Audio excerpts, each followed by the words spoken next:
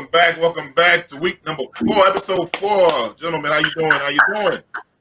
Good. What's up, everybody? Good. How was the brother's week, man? Derek, how was your week, brother? Man, I can't complain, brother. Man, just trying to put one foot in front of the other, keep it moving. Life is good. Kids are good. I don't know about y'all. I got a whole house full of kids right now for Halloween. You know what I mean? So you might hear, kids running around in the background. We try to keep it to a minimum, but just enjoying family, man. Everything's been good, man. How y'all fellas doing? Good. We got a live show, so we live, so Yeah, we got to deal with that, right? You got to get that. Yeah. I'm father. Yeah. Brother Kelvin, how was your week, Kelvin? I'll tell you one thing. It was cold and it was rainy. I mean, New York, it's we just skipped right over the fall. It's brick outside. I mean, it was terrible. Had frost on the car this morning, but I'm thankful. Yeah. Everything. You know what? If we're healthy, I'm good with it, so I can roll with it. But the week was good, uneventful though. But it was cool. Rod, how about you, brother? Good. I had a great week. I had a birthday this week, so that was great. Right, happy birthday, Rod. Yeah, thank you. Got to see another year. God bless me with another year. But nothing else other than that I could talk about this week. You know what I'm saying? Just did my regular stuff. You know what I'm saying? Took care of some stuff. Got things done. Cool. That's what. Uneventful week. It was kind of cool this week. I can't really complain. Like you said, Kelvin's right. It got cold, super cold, like ASAP, real quick. Yeah. It seemed like it rained all October too. It's like every day it rained. Yeah. But like we always say, you don't have to shovel rain. So nah. Get to me in January, man, when I can't take it no more, man. February. Yo, I gotta ask you a question real quick. Like, how many rags do y'all have in your bathroom? Let me see. Carry the one. Just a couple. A couple. I'll go crazy with it. I got a decent rotation though. You got a decent rotation? Yeah. A lot of guys don't have a decent rotation of rags. A lot of guys don't have, underwear, all kind of shit like that. A lot of men don't have that. A lot of men got a lot of like track marks in the underwear and stuff like that. Skid marks. Bro, that's why I only buy dark underwear. And I buy some stripes and stuff like that. So I don't I want nobody knowing that. But that's a struggle, man. but one time, what happened with me though, like when you ever first move in with somebody and whatnot, and they rearrange your stuff. So my lady rearranged my 2 rags. So people don't know about having 2 rags. 2 rags, you have a face rag and you have an ass rag. Yeah. My girl mixed my face rag with my ass rag and then put my ass rag to my face. Oh, man. But you see what I'm saying? Yeah,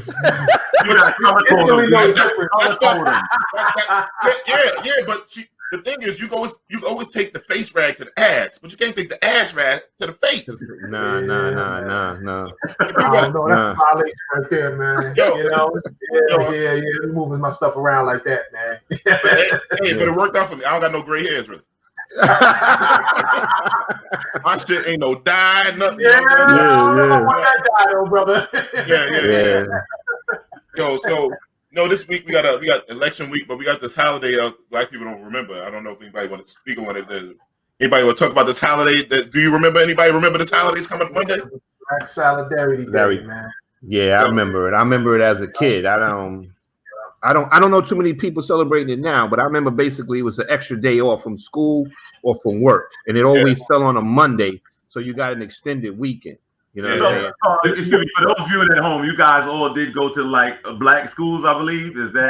Yeah, I went to all black public schools. You know what I'm saying? My whole school career. Y'all had it good. I didn't have that, man. I didn't have that. I had it predominantly white or mixed, and we didn't celebrate Black Solidarity Day at our school system. So that meant we had to take the day. You know what I mean? Yeah. So that was a automatic absence. We were just like, Black Solidarity Day. We just taking that. Yeah.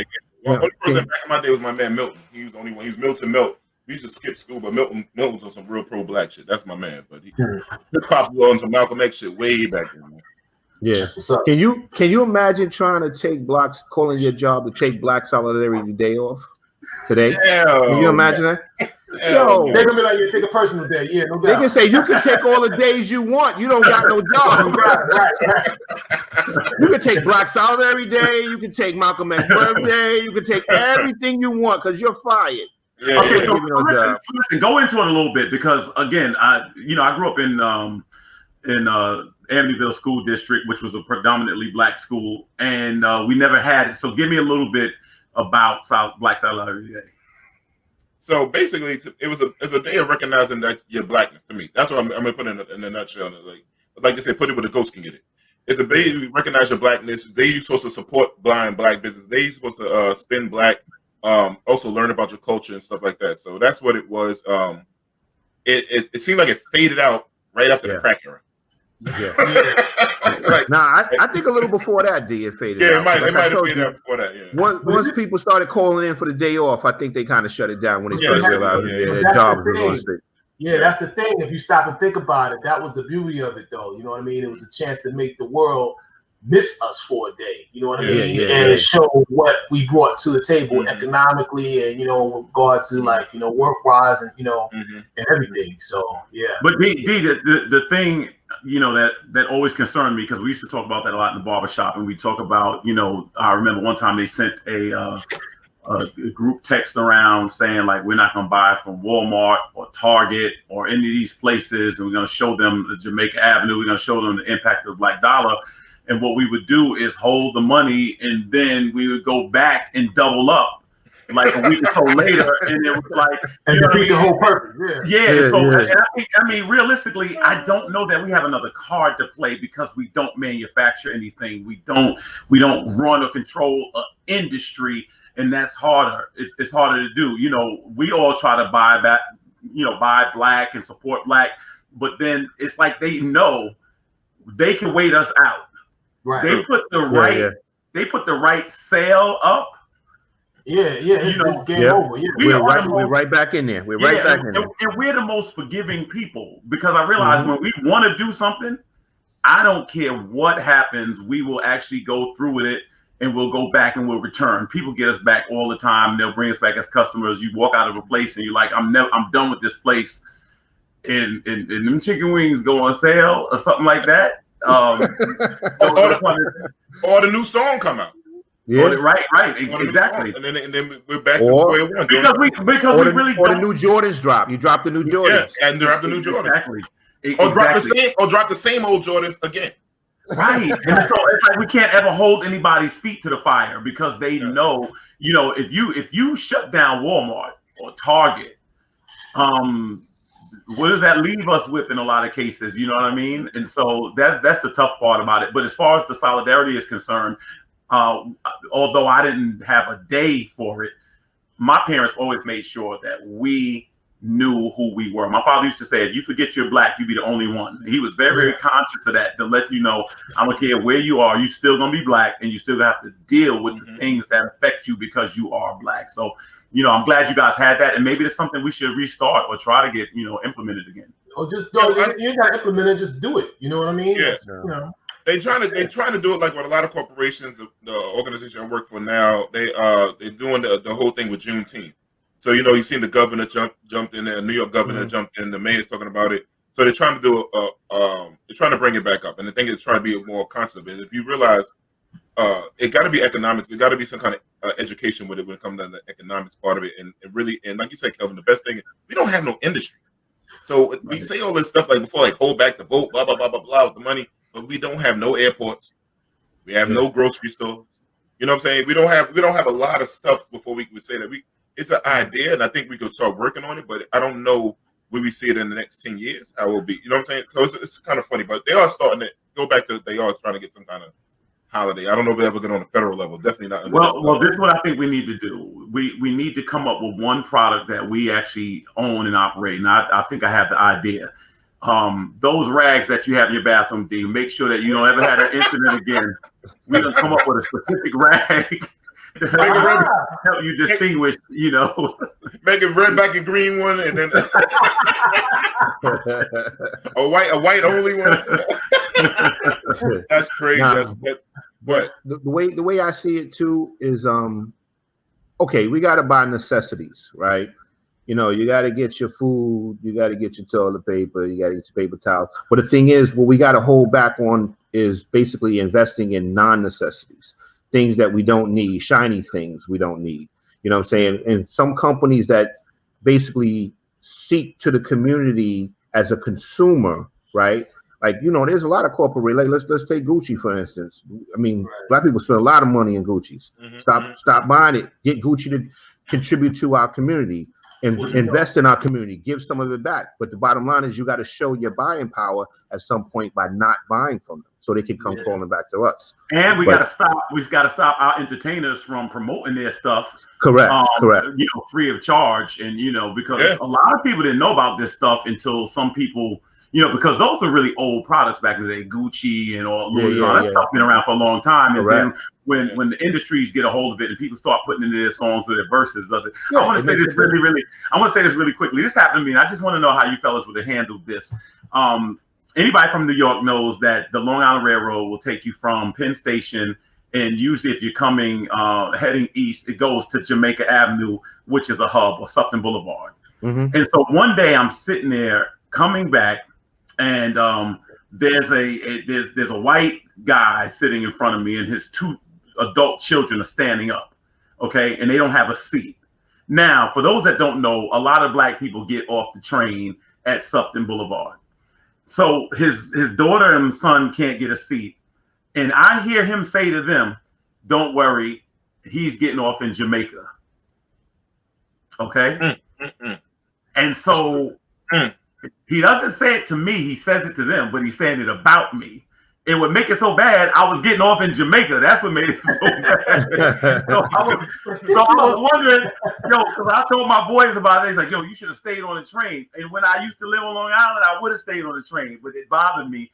I didn't know how I should have handled that. Now, I could have made some snide remark, which is usually my natural inclination, but it was a bad look. It was bad. Have you been in that situation, or what would you have done in that situation? Oh man, the truth is the truth, man. I don't think we need to worry about where we come from, man, where we live and all of that, man. He's trying to make you feel bad about your Nah, man. Where you at is where you at. You know what I mean? Well, it wasn't to me. It didn't. First of all, let me say this, which some people may not know. My understanding is the most homeowners in New York City live in Queens. Exactly. The most black homeowners live in Queens. So it's no indictment against going to the Sutton Boulevard or whatever. The fact that he was able to say that, or the fact that he did say it with me sitting right there, I got to admit it was disturbing. I kind of felt like, he served and I should have put it back over the net. Can I ask you Yeah, go ahead. Let me explain something. Just because he saw it, are you upset because he said something or because he knew something? Because I've written the Long Island Railroad a lot too, and I'm not gonna lie. If I sit and profile somebody, I could probably figure out where they're getting on too. You know what I mean? So I've done it before, and you just kind of hang around like, oh yeah. But for people that don't know, you transfer. You can transfer to another train at Jamaica. Could have. You know what I'm saying? So. But prove a point. You know what I mean? Yeah. I was going to stay on that train and just have to take the L. I was going to stay on that train for my people. You know what I'm saying? I'm sorry. I'm sorry. Nah, that's all right. I tell people all the time too. The home value in Queens sometimes is twice the home value in Long Island too. Exactly. You got people that own homes in Queens that probably worth like $700,000-$800,000. Beautiful. You know what I'm saying? That's my block. I got a raggedy house on the block from me right now listed for $869. Wow. I believe that. And they're probably going to get it. They're probably going to get it. Easy. I'm happy. I hope they sell the raggedy shit. Because I'm sitting on some paper, so I'm like, I'm good. Sell that bullshit. Yeah, absolutely. And then that guy sitting on that train probably going to a house, not to knock it, but it's probably maybe $450,000, maybe touching $500,000. Right, exactly. His house isn't expensive as those houses out in Queens. Yeah. I mean, I didn't even think that far ahead. I was just saying it's interesting. I was like, how they actually think about it. Like, you just feel like all black people it's almost like from a sociological standpoint or legitification and stuff, like these areas are just mapped out so you can say who's going where. Right. Why are you going to get upset at him? He's pointing out the obvious. This is like New York is very segregated. Let's just call it what it is. Yeah, it is.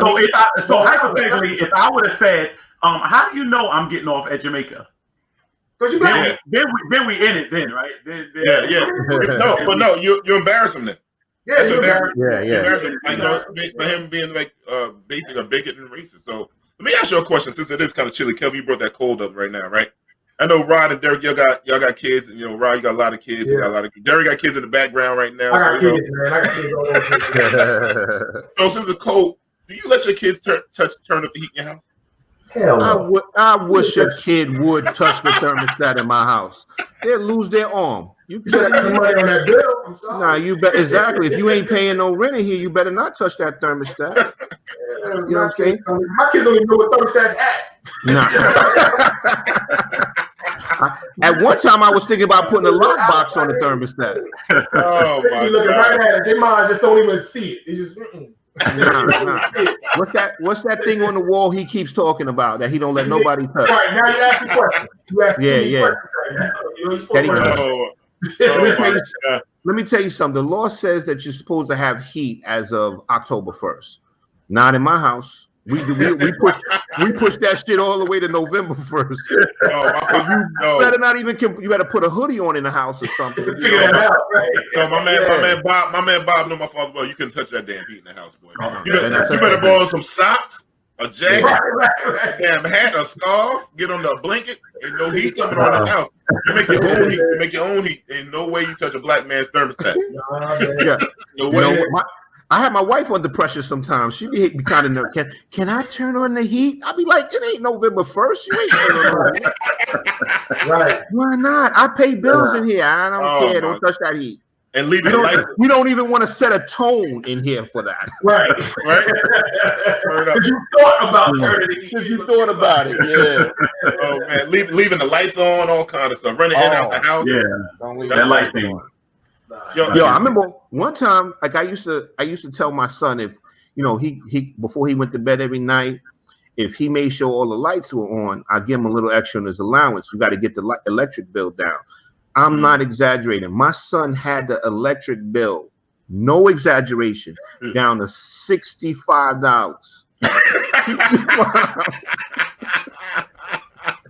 In a house, not an apartment, in a house. I hear that. Yo, I raised my son well. My son says, y'all better cut those lights out now.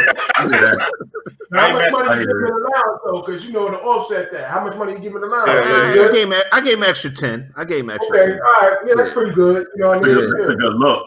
That's a good extra 10. That was about where I was at. I think my sister and I used to get $6, but we had a work stoppage for a minute. And so what my mother did was that belt just broke the union. Like after that. Oh man! But these kids they don't know about the belt. That's crazy. Oh, let me tell you something. I want to honor my mother right now because I don't know your respective mothers, but my mother was a first ballot Hall of Famer with the belt. You understand what I'm saying? Because before she came, a lot of people could only beat with one hand. My mother was ambidextrous. She could go left to right, behind the back. Kelvin.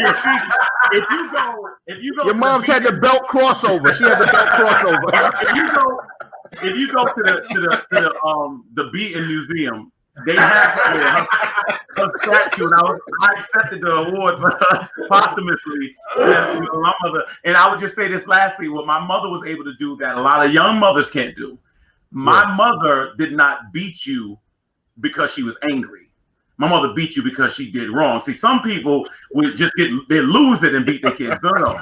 I did the worst thing you could do in the world, in life, and everybody that is listening to this knows this. I stole from my mother. I just want to confess it. I stole from my mother. What happened was, we were back in the day. You had those cars with the dashboard. You could see a cross, right? It didn't have the console that in the middle. And so my mother was counting out her money. She just got cashed a check, and $20 fell over by my foot. Okay, I'd never seen that much money before in my life, right? So it's $20, and I took it and I put it in my sock. And I remember my mother saying, she's like, I just can't, I'm missing $20. $20. I don't know nothing about it. They had this game years ago at a store called Play World called Domino Rally. And that game happened to cost $19.95. And so what happened was I went and bought the game. Now, back in the day, nothing could come in the house unless they bought it or knew where it came from. And my mother and father didn't play that trading with your friend. No, you take back what they had and you bring back what we bought you, and that's it. Anyway, my mother figured out that I stole that $20. How are you here today, Calvin? How are you here today? That's a very good question. I'll say this. My mother put dinner on, cleaned the house. I'm outside playing with the dog, trying to stay out of her way. 2 hours later, my sister comes and gets me and says those infamous words, "Mommy wants you." Oh, And when I tell you, if you ever saw the movie The Green Mile, that's what it was like. I just started giving my friends a pound, saying goodbye to them. And what ensued after that was the greatest beating in the history of mankind. dead man walking. When I tell you, the woman beat the fireworks out of me, okay? Yeah. And after that happened, I can't remember nothing else between then and right now. This is the next time I remember something. But that was the worst thing, because you know not to steal from your mother. Now, and that's what hurt up even worse. Did you do the other thing though? That's what a really good thing. Did you try to grab the belt? Days when it get cold, I can feel it.